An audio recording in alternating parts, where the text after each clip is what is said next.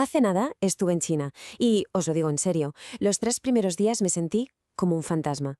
Y es que lo que empezó como un viaje personal, bueno, acabó revelando una historia global muchísimo más grande. A ver, para que os hagáis una idea. Llegas a China y de repente, ¡zas! Google no va. WhatsApp, bloqueado.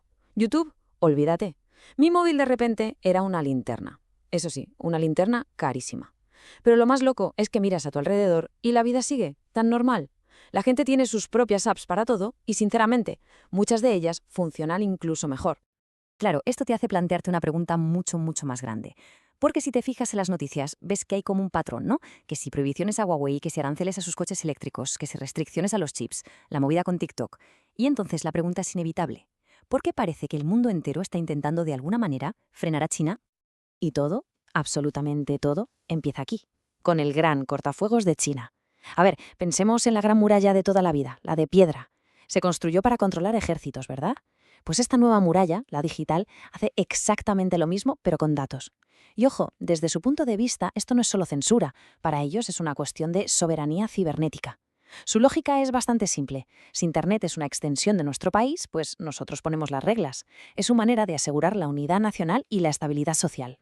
El resultado de todo esto es que, en la práctica, el mundo se está partiendo en dos. Tenemos dos Internets completamente distintos. Por un lado, el americano, abierto, un poco caótico, movido por el capitalismo de plataformas, ya sabéis, Google, Meta y compañía. Y por el otro, el chino, supercontrolado, muy eficiente, guiado por el Estado, con sus propios gigantes como Huawei o Tencent. ¿Y quién está en medio de todo esto? Pues el llamado sur global, un montón de países en Asia, África, América Latina, que de repente se ven obligados a elegir bando en esta nueva guerra fría digital. Pero vamos a ver, ¿cómo hemos llegado a este punto? La verdad es que se puede explicar como una de esas disputas de vecinos que se va de las manos. Al principio era una pelea por la plaza de garajes, ¿sabes? Una guerra comercial por temas de empleo y productos baratos. Luego la cosa escaló a una acusación de me estás robando el wifi. O sea, una lucha tecnológica en toda regla, cuando Estados Unidos se dio cuenta de los avances de China en 5G e inteligencia artificial. Y al final hemos acabado en una acusación de espionaje, un conflicto de seguridad total, con el miedo a la vigilancia a través de la tecnología china como telón de fondo. Y justo en el corazón de esta guerra tecnológica, en el mismísimo epicentro de todo este nerviosismo de Occidente, hay un nombre que resuena por encima de todos: Huawei. Para entender de verdad por qué, hay que ver lo que están montando. Yo estuve en su centro de investigación y, bueno, es que es alucinante. No es un campus, es una ciudad. Una ciudad entera que levantaron en solo 3 años, con 30 o 20 edificios de estilo europeo y hasta su propia línea de tren de 4,5 kilómetros. Y es ahí, en ese momento, cuando te das cuenta de que el poder hoy en día ya no son los tanques, no, son los sistemas, las redes, la capacidad de computación. Y la clave detrás de esta velocidad de locos es un concepto que ellos llaman la máquina de aprendizaje. Es como un bucle de retroalimentación, pero a lo bestia. Imagina, despliegas una tecnología a una escala gigantesca. Eso genera una cantidad brutal de datos. Y esos datos los usas para mejorar el producto a una velocidad de vértigo, un ciclo constante. Mirad, para que se entienda bien, vamos a pensar en una receta de familia, la del biryani, por ejemplo. Una madre podría tardar, qué sé yo, 30 años en perfeccionarla, probando una cosa, otra, a base de ensayo y error. Vale. Ahora imaginemos que esa misma madre recibe la opinión de 1.400 millones de personas. A la vez. Pues podría tener la receta perfecta en solo 3 años. Exactamente ese, es el poder de su máquina de aprendizaje. Pero claro, esto no va de biryani, obviamente.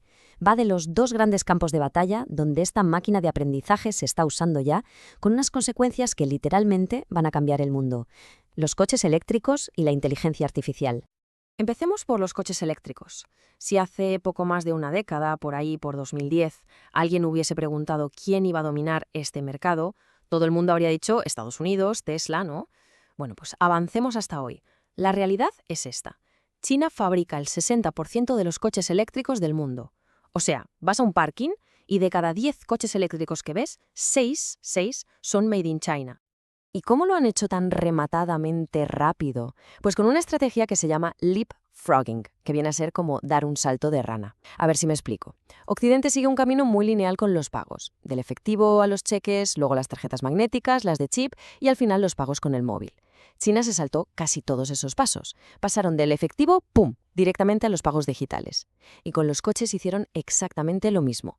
Pensaron, nunca vamos a pillar a Alemania o a Japón en motores de combustión. Así que, ¿qué hicieron?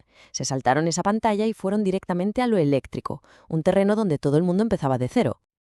Pero ojo, que la historia no es tan bonita como parece. La industria china del coche eléctrico tiene unos problemas bastante serios. El primero, la sobrecapacidad.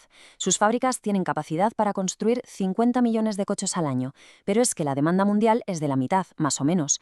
¿Y eso a qué lleva? Pues al segundo problema, unas guerras de precios brutales con empresas que están vendiendo por debajo de coste. Y para rematar, el tercer problema, la reacción del resto del mundo. Tanto Europa como Estados Unidos están metiendo aranceles porque dicen que es competencia desleal. Y todo esto nos lleva a una pregunta que, la verdad, da un poco de vértigo. Si China ha sido capaz de sorprender al mundo de esta manera con los coches eléctricos, ¿qué no será capaz de hacer con la inteligencia artificial? La carrera por la IA es súper compleja, pero podemos simplificarla pensando en ella como un partido de cricket. Hay 3 cosas clave. Primero, la computación, la potencia de cálculo. Digamos que es el bate, y aquí Estados Unidos va ganando, sobre todo por los chips de Nvidia. Segundo, el talento, los ingenieros, los investigadores, los jugadores, vaya. Aquí la cosa está bastante igualada, un empate técnico. Y tercero, el despliegue, que es la capacidad de usar esa IA en el mundo real, de marcar puntos. Y aquí, por su escala y la cantidad de datos que manejan, la ventaja es para China. Pero aquí viene lo más interesante de todo, y es como a veces las restricciones, en lugar de frenar, lo que hacen es impulsar la innovación. Estados Unidos les bloqueó el acceso a los mejores chips pensando, así los paramos. ¿Y qué pasó? Pues que una empresa china, DeepSeek, va y desarrolla un modelo de IA súper eficiente que, resulta, no necesita esos chips tan potentes. Es como si te prohíben usar gasolina y en respuesta te inventas una bici eléctrica que hace 200 kilómetros con una sola carga. Una genialidad. Y claro, esta capacidad para innovar bajo presión, para encontrar salidas que nadie esperaba, choca de frente con la imagen que solemos tener de China. Y quizá ahí está el problema, ¿no? Que la hemos subestimado porque la vemos a través de clichés, de esa idea tan manida de que todos los chinos son como robots, todos iguales. Pero la realidad, como siempre, es muchísimo más rica. Y allí descubrí un detalle cultural que para mí lo cambia todo. En China, en lugar de preguntar ¿cómo estás?, muchas veces te preguntan ¿has comido ya? El famoso ni chilema.